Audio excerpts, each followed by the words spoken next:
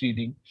And may I now request our president, Mr. Arun Kumar, to kindly give a formal introduction of Professor Bajpai. For questions, either you can raise them in the chat box, or, if that's not possible, perhaps raise your own hand, and I'm sure we'll recognize those people, and, they can then be posed. Sir, kindly. Thanks, Naren. Friends, it is a matter of great privilege for us that we have today a very renowned scholar, Professor Kanti Bajpai. It gives me great pleasure in welcoming him to Jigyasa, a forum of our association. Professor Bajpai has held several important assignments. He was Professor of International Politics, Jawaharlal Nehru University. He was headmaster of the prestigious Doon School in Dehradun. He taught at the Maharaja Sayaji Rao University of Baroda and has held visiting assignments at Wesleyan University, Columbia University, and the University of Illinois. Professor Bajpai has also held visiting appointments at the Rajiv Gandhi Foundation, John B. Kroc Institute for Peace, Notre Dame University, the Brookings Institution, and the Australian Defence Force Academy. He has also been a distinguished fellow, Institute for Defence Studies and Analysis, New Delhi. Professor Bajpai was also professor in the Politics and International Relations of South Asia, Oxford University.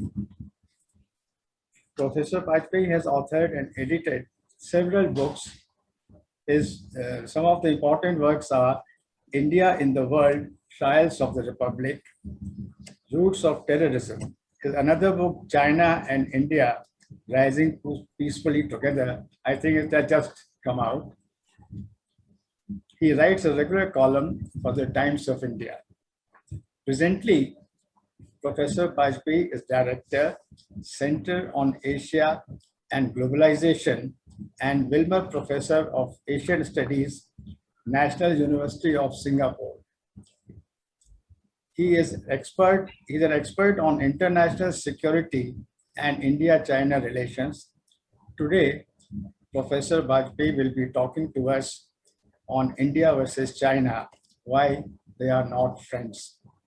In view of India's strained relations with China at present, the topic today is of great importance and relevance. I invite Professor Bajpai to deliver his talk. Professor Bajpai. Thank you very much.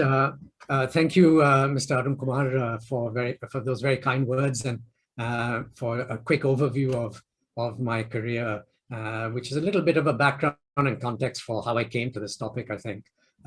Thanks also for Mr. Naren Sisodia, who was my boss for a few months when I was associated with the IDSA in Delhi, and I have very fond memories of those times and his very gracious consideration to me in those days. We were saying earlier that I have a Jaipur connection, and so I'm particularly happy to be speaking to this group.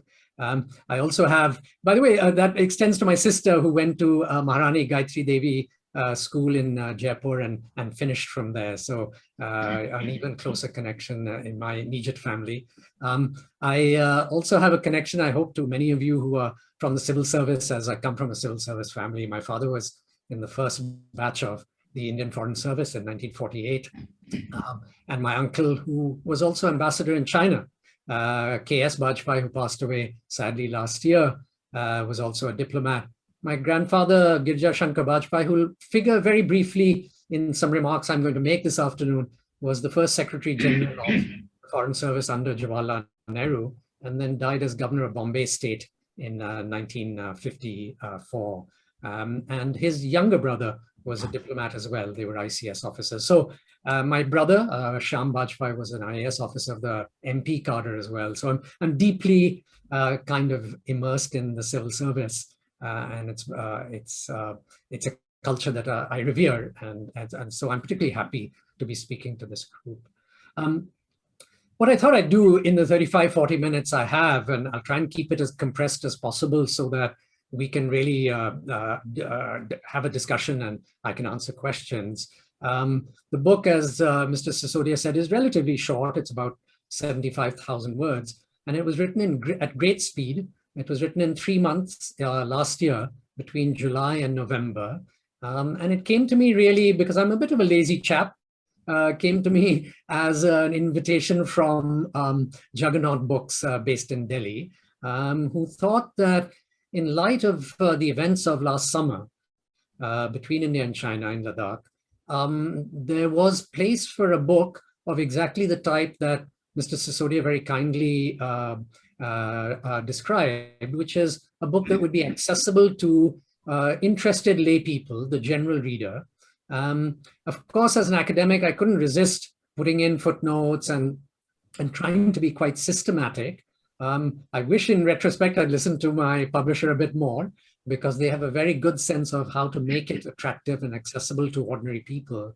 And I think they were right, and I should have listened to them a bit more. But I still think the book, as you kindly said, Mr. Sisodia, has been quite has had some play publicly because it is accessible, and it stands with a whole bunch of very nice books that have come out.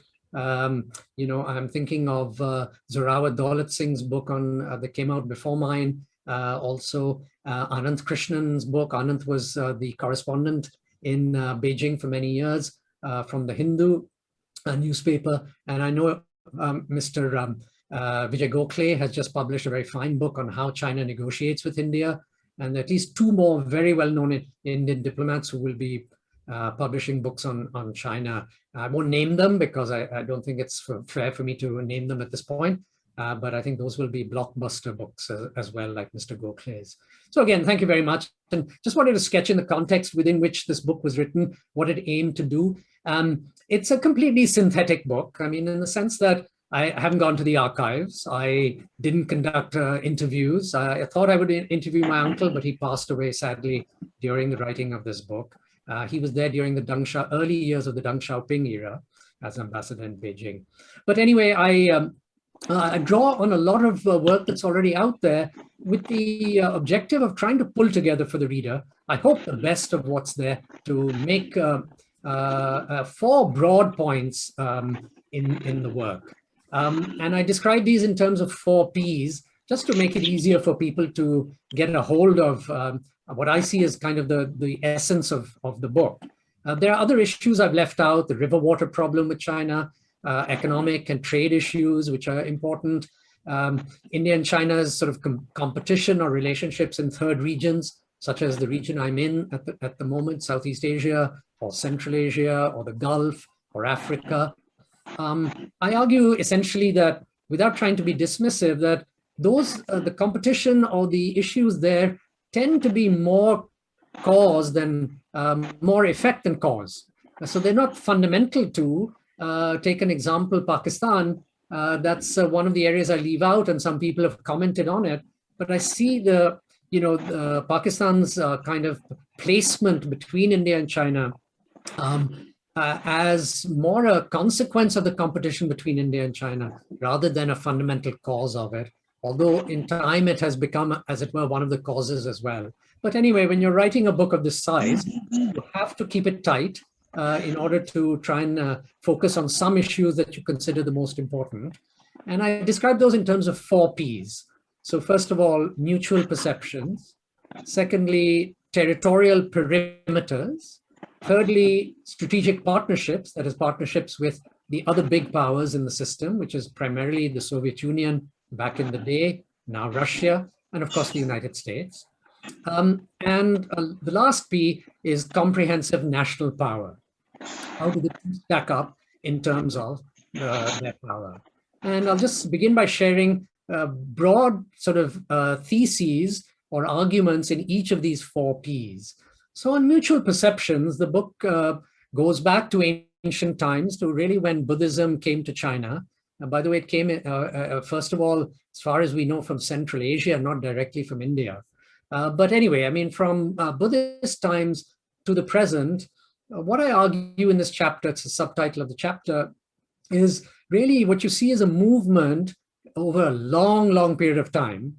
So you have to indulge me in that, from a relationship of mutual respect to one of disdain, particularly on the Chinese side, and particularly at the elite level, I would say.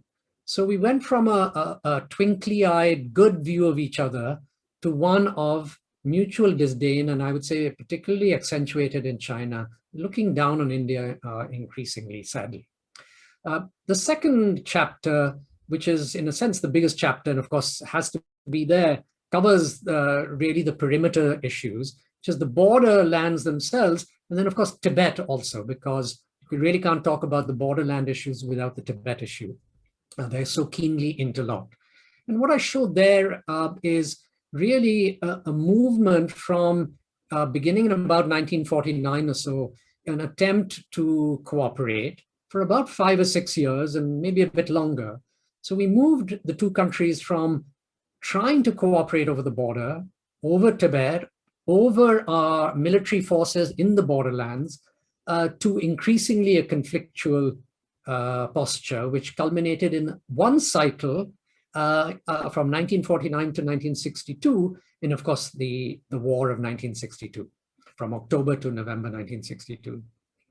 Thereafter, very shortly, almost immediately after, we begin another cycle of attempted cooperation, lower key to be sure in the beginning, but beginning in 63, 64, already an attempt to try and get some cooperation going again on the border, and in a cycle that is much longer paced and extends from 63, 64 to about now, which again, curiously, is a rather similar cycle of attempted cooperation stretched out over a longer period this time, going through then a phase where cooperation begins to decline. And then you could see, in a sense, the climaxing of the deterioration in the events of Ladakh last year. So that's the broad thesis of the second substantive chapter, the second P. The third P is strategic partnerships, which is a chapter that looks at how India and China have been in another quad. We talk about the quad today as Australia, India, Japan, and the United States, but there's always been a bigger quad, not a cooperative quad necessarily, but a quadrilateral, which was a geopolitical one of the big powers, that India and China were always immersed in from the beginning. And this is the quadrilateral of the Soviet Union, later Russia, the United States, China, and India. And the argument here is that there were brief periods, very brief periods, again in two cycles, of India and China not being allies, and that's an important point. They weren't allies, but they went from a period of a kind of convergence in terms of their distrust or worry about a rampant America, first in the early part of the Cold War, and then after the Cold War, when the Soviet Union had disintegrated. In both times, the United States was really the preeminent power, and both countries were worried about its power. And there was a sort of a brief period of entente where they both looked up at the Americans with some suspicion. But that tended to collapse in both cycles into increasing rivalry, with China usually allying with the Soviet Union first against the Americans. After 1971, China allying with the United States against the Soviet Union. India allying briefly with the United States during 1962, 1963 or so with the United States in the wake of the war and during the war against China.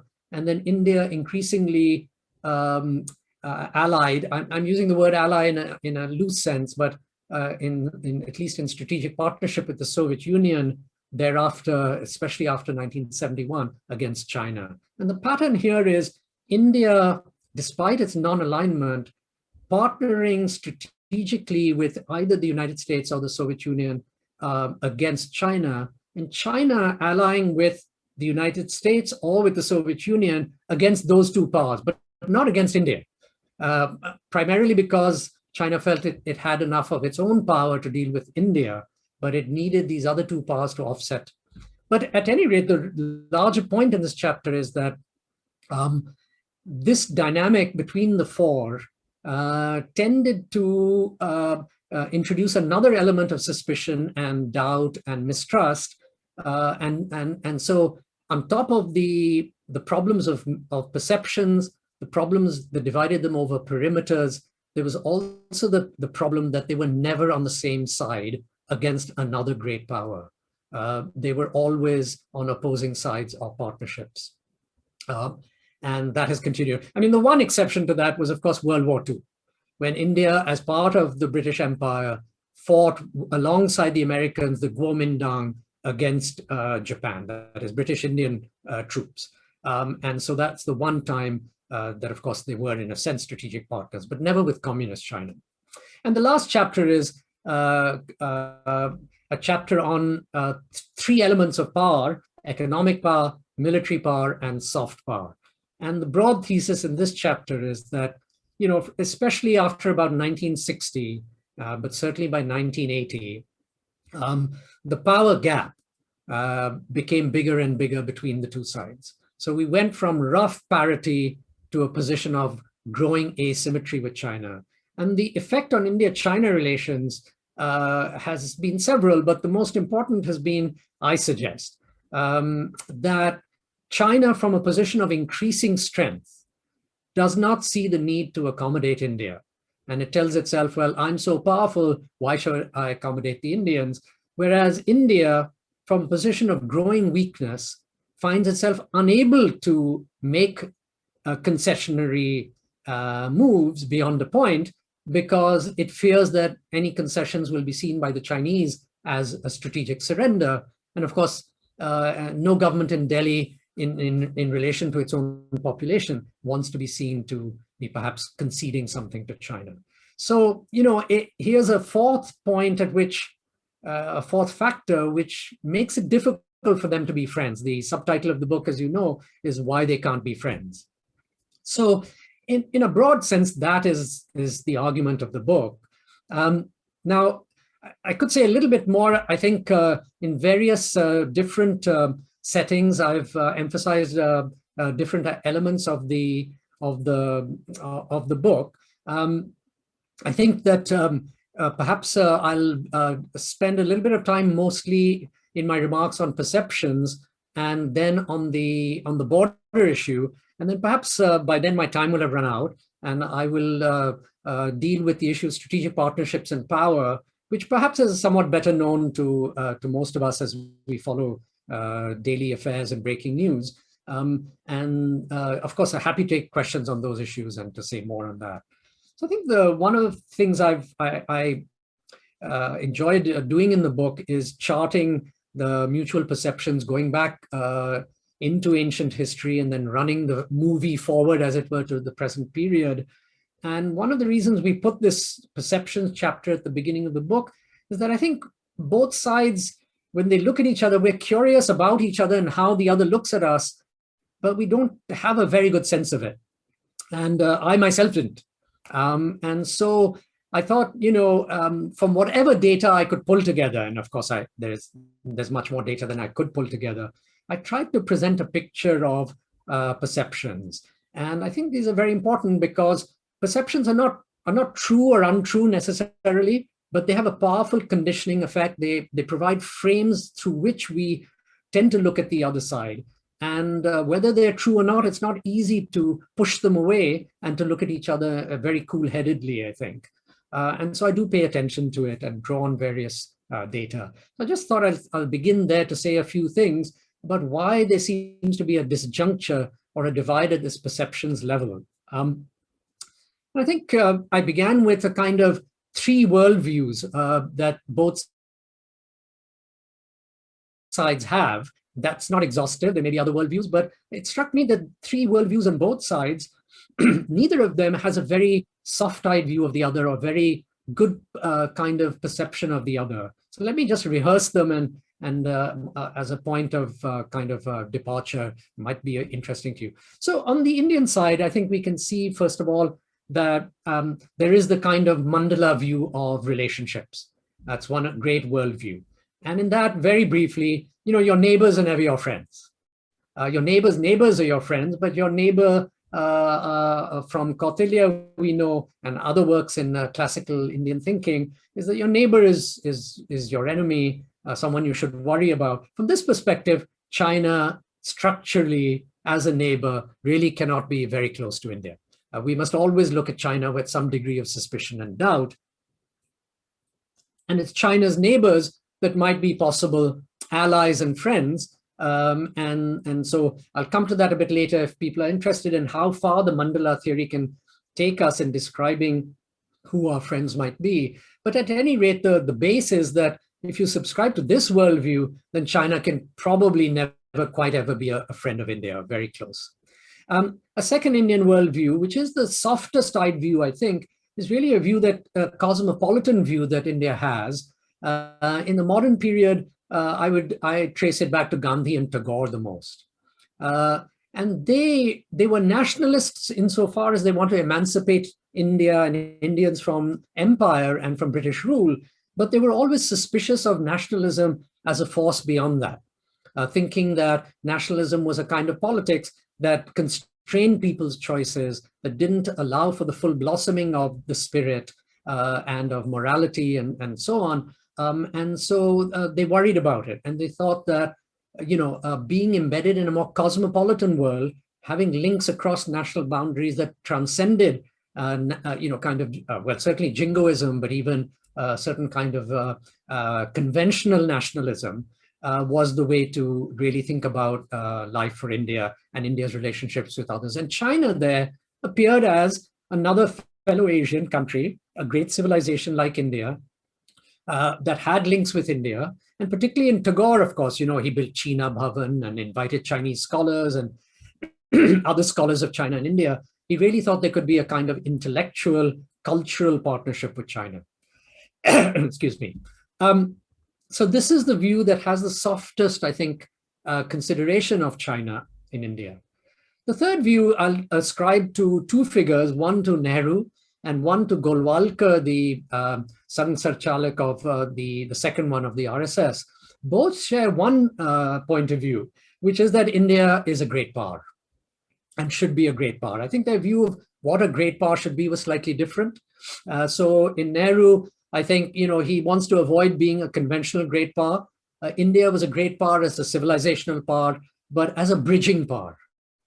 It was its location, its culture, its history made it a bridge between West and East, between South Asia and other parts of Asia, between, of course, South Asian or Indic civilization and East Asia and a Sinic civilization.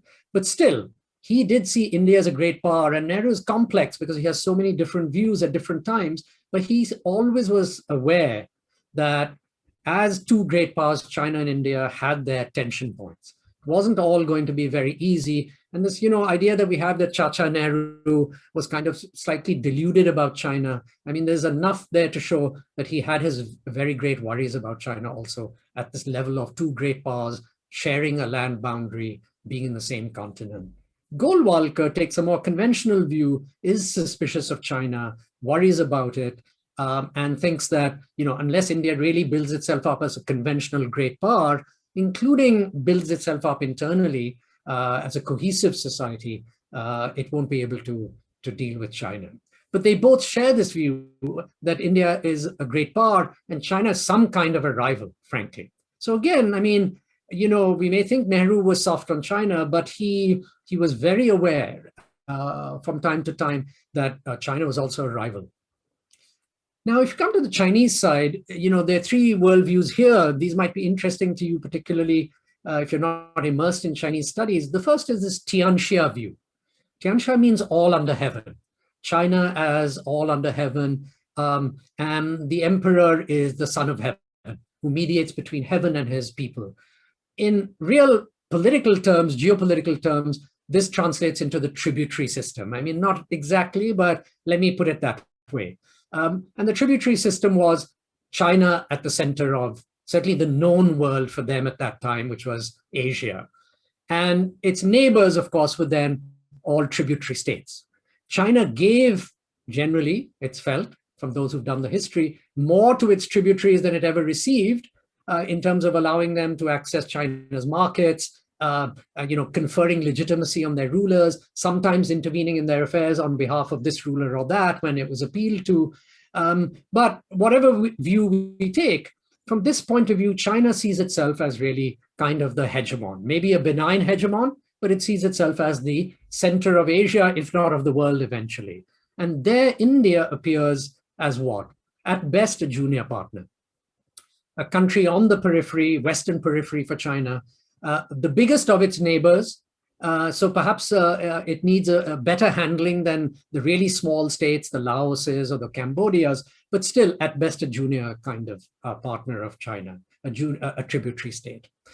The second word is, again, if you look at Mao and his conception of communism, he thought that China was going to be the primary revolutionary power against the capitalist world, not even the Soviets, and the falling out was exactly that. He thought that Khrushchev and successors of Stalin were too soft on capitalism and the Americans, and China would really ultimately lead the fight. And India, at best, as a kind of possible socialist state, could be a junior partner with China. But China was going to be the one that would lead the fight against capitalism and emancipation of the world.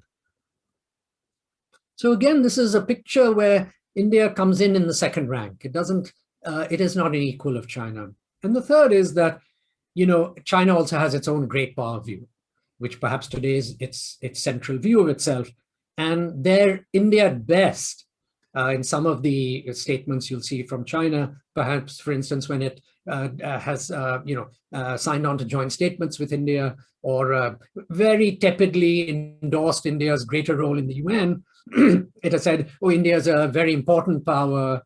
And I think it's even used some language like it could be a leading power of the world, an aspiring power in short. So again, China recognizes only one peer today, which is the United States, and India is kind of in the next tier of powers behind it, with Japan and perhaps some of the European countries. So what we have here is 6 perceptions of each other, in which there's only one that is terribly soft-eyed towards the other, and that is the Tagore-Gandhi cosmopolitanism. And sadly or not, I mean, depends on your point of view, today in India, that's a point of view that has very few votaries, I would say. It's not one that is very central to how Indians see themselves today. I may be wrong in that, but at least Indian elites are votaries of somewhat other views of themselves. So one might conclude that out of these 6 perceptions, none of them places India and China together in a very, very cozy light. Much more could be said about perceptions.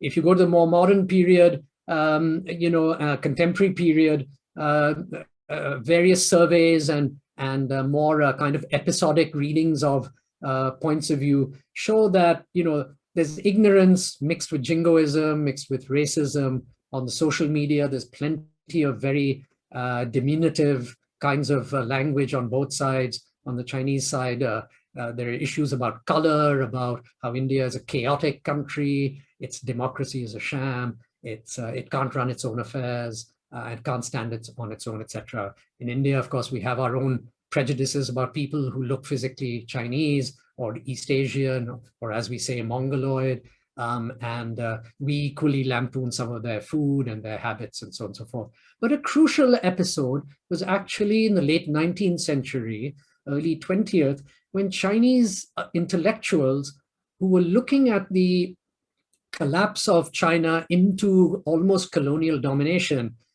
The colonials were beginning to carve out bits of China around Beijing, Shanghai, and so on into spheres of influence. At that point, as they thought about, how China was going to fall under the sway of the Europeans, they looked to India and they asked the question, what happened to this great neighboring civilization next to us? How did it fall under the sway of the Europeans for 200 years? Why didn't India put up a bigger fight? And why has it lapsed into this rather pathetic situation, which is the kind of language they use? And at least one set of elites said that, it was because India was so disunited, so divided by caste, by region, by language, by religion, that they were not able to pull themselves together in a united front, were not able to reform themselves into modernity, not emancipate themselves from these ties to all these different language groups and other ascriptive groups. And so poor India, India could not free itself. And beware China, do not become like India, was the message. And there are other roots of tensions with India, the opium trade, which came from India, the presence of British Indian troops that obviously had played a law and order role, Indian policemen. They felt some Indian traders who were working in China in the 19th century were not always very honest, etc., those kinds of things. So I think this is a very important period because it seeped into the popular imagination as well. And to some extent, I would say, although I'm not a cultural historian or a sociologist, that there are viewpoints like that still out there in popular thinking. Not all Chinese, not all Indians are racist by any means, but at the elite level, thinking people level, ignorance mixed with some of these imageries means that there's a long way to go between the two societies and knowing each other better and looking at each other in a more realistic and more polite ways. Let me just come to the border issue then, and then I'll stop there and invite questions on other issues. But I think what's really striking on the border issue is that my sense is, and people can disagree, but they did try initially. The first 5 or 6 years, they tried to foster cooperation and to some extent succeeded. They had talks primarily between Nehru and Zhou Enlai. Panikkar was also in touch. He was the ambassador in Beijing, the historian K.M. Panikkar, with Zhou Enlai. Officials spoke as well, of course, negotiated, particularly in 1961. On Tibet, there was an understanding in 1950 over the autonomy of Tibet, and then later, of course, the 1954 treaty, where China undertook to respect the religious and cultural affairs of Tibet, and India agreed to pull out its presence more or less from Tibet. So there was cooperation over Tibet.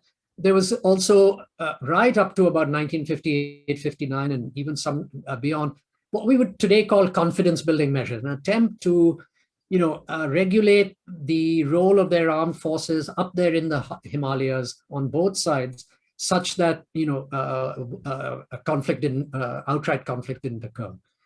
Of course, we know it all failed spectacularly in 1962 in war.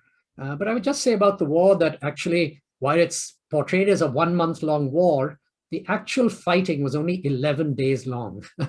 5 or 6 days in the first period in October, and then 5 or 6 days in November before the ceasefire.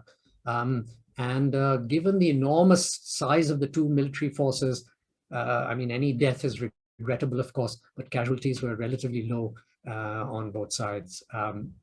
So why, and then of course in the period after that, from 62, 63 onwards, we've again had almost without break from 1981 to the present time, which is 40 years of almost without break negotiations directly on the border.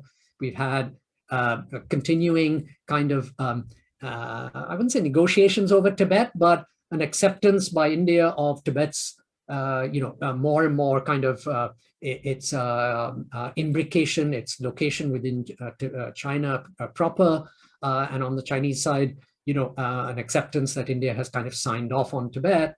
Now, there's a twist in that story, which I could come to later, which is the cause of some of the difficulties we're now facing.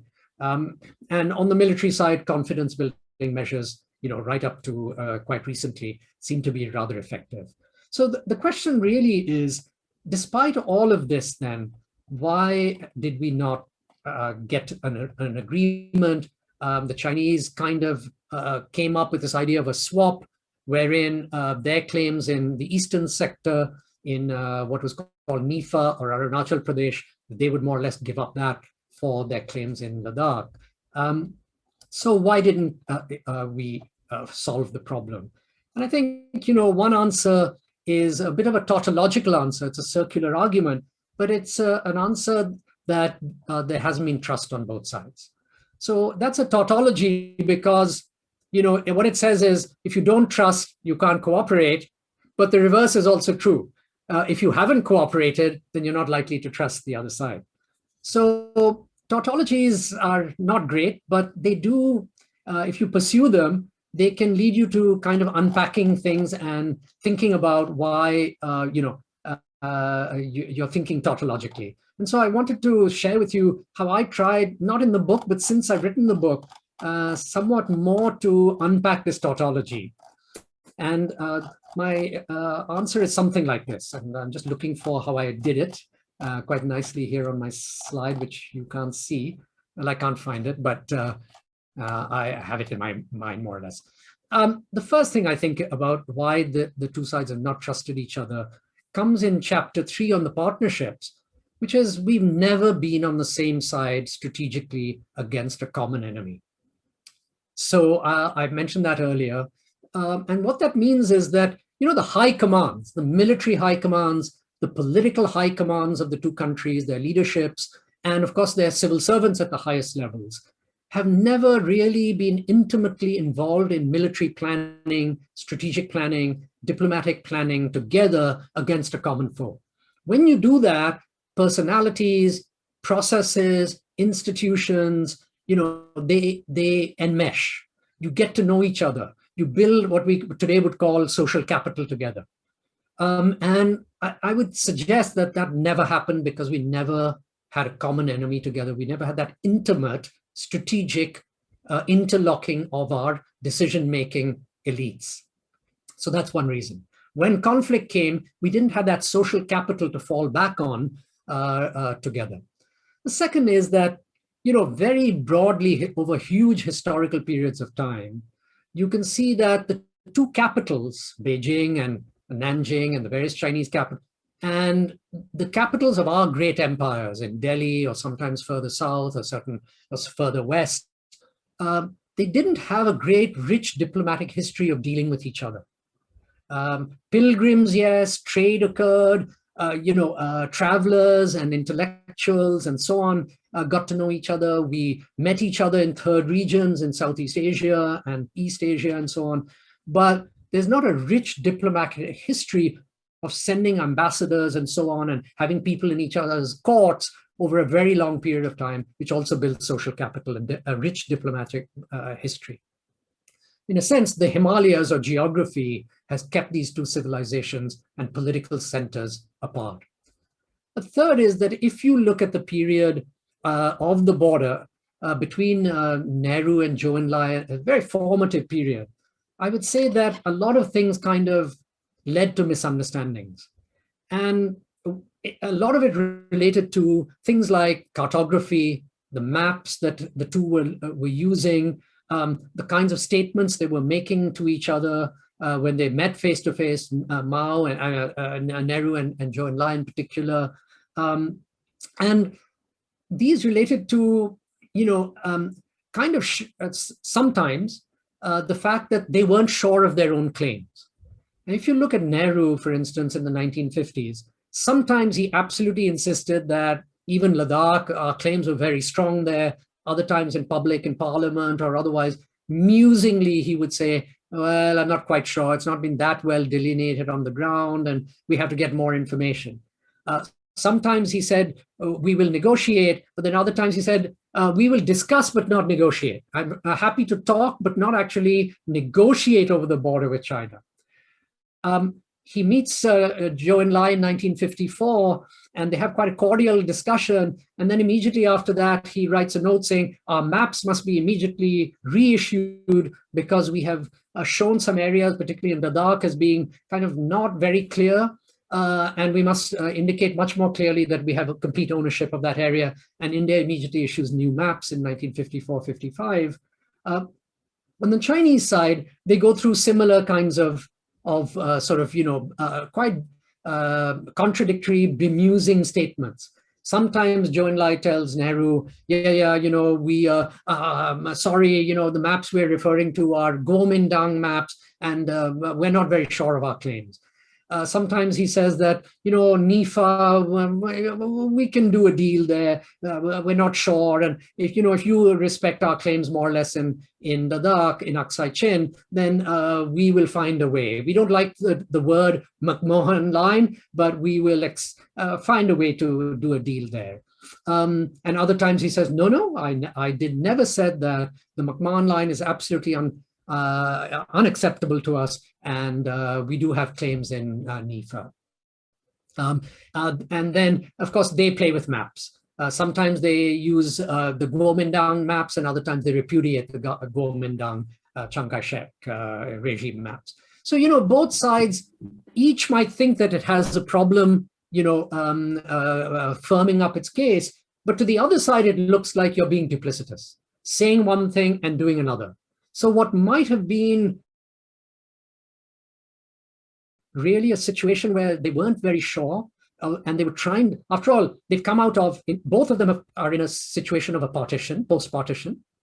They both come out of a world war. They both come out of throwing out, in the case of the Chinese, throwing out the Japanese, in the case of India, throwing out the British. They both had records that have been divided. The Kuomintang took a lot of records and things away to Taipei, to Taiwan with them. India lost records to the British, and perhaps some were sitting in Pakistan. So, there are all kinds of things, and there's a new geopolitical struggle between the Soviet Union and the United States. So it's not surprising, perhaps, that at this formative moment, their diplomacy is all over the place with respect to each other as well. And by the way, we think later of Nehru as a great diplomat, but he didn't have any great experience in diplomacy until that time. And neither did Zhou Enlai and Mao. And they were setting up foreign services, setting up cartographic units, et cetera, et cetera. And I think I'll just finish on this point with the border, and then perhaps stop, is that there is on both sides a sooner school and what I call a later school. So on the Indian side, my grandfather Jigyasa Bajpai with KPS Menon, Shiv Shankar Menon's grandfather, they were part of an argument that said, let's negotiate with China over the border now, give them a deal on Tibet, contingent on a deal on the border. But Panikkar in Beijing and Nehru himself from time to time was of the later school, saying we don't have our own case firmed up. We don't even have firm control over the outer borderlands, particularly in NIFA. Let's wait till we get control there before we even raise the border issue with China. And ultimately, Nehru, after shilly-shallying, sided more with Panikkar, although he always had his doubts about Panikkar somewhat. My grandfather retired and died. Menon moved as ambassador to the Soviet Union. And I think, things, a great opportunity was lost. The Chinese, by the way, had exactly the same. They had a sooner school, which was cartographic officials in Tibet and the neighboring provinces that neighbored India, who looked into what records they had, and they said, China has a strong case, let's deal with the Indians now. And it was Zhou Enlai and Mao and some of the generals and members of the Communist Party in Beijing who were part of the later school in China who said, no, not now. We're not strong enough. We're still consolidating communist rule within China. We're fighting the Korean War, which, by the way, broke out in 1950 against the United States. We're suspicious of Moscow already. We're not ready to deal with the Indians. Let's wait. So, on both sides, in a sense, they were tiptoeing around for 5 years, from 49 to 54, around the border issue. And then the moment was gone, I would suggest. I could say more, but let me just leave it there. I think, Mr. Sisodia, Mr. Kumar, I'll stop there. And then I think on the strategic partnerships and power, I think there's some interesting things, particularly on power, to say. But let me stop there so I can invite questions and comments. Thank you very much. A very interesting discussion we had. I will now request Mr. Bisa, our secretary, to formally thank you. And thank you very much. Basaji, please. Sir, on behalf of All India Services Rajasthan Pension Association, I am thankful to Professor Kanti Bajpai for his very, very informative deliberation on this subject. Sir, you discussed very comprehensively all the issues, international issues, economic issues, border issues, and cultural issues, social ties between two countries. Sir, actually, my question of this soft power was also answered. I need not to ask that actually. Sir, we are enlightened by your analysis, reasons of dispute and ways of improvement in relations. So first time we listened this very comprehensive talk on these issues, sir. Very relevant issue nowadays, sir. And thank you very much, sir. We are very much grateful to you, sir. And sir, I am thankful to Geeta Mittal Sansthan, Geeta Mittal Institute, and his president, Sri Khanna Saab, and Mr. Manish Vasisht. Without them, the webinar might not have been conducted. Sir, thank you very much. All the best, sir. Thank you. Thank you. Thanks. Thank you you, all. Bajpai. Thank you very much. Thank you. Thank you. Thanks to Jigyasa. Wonderful. Sir. Thank you. Sir.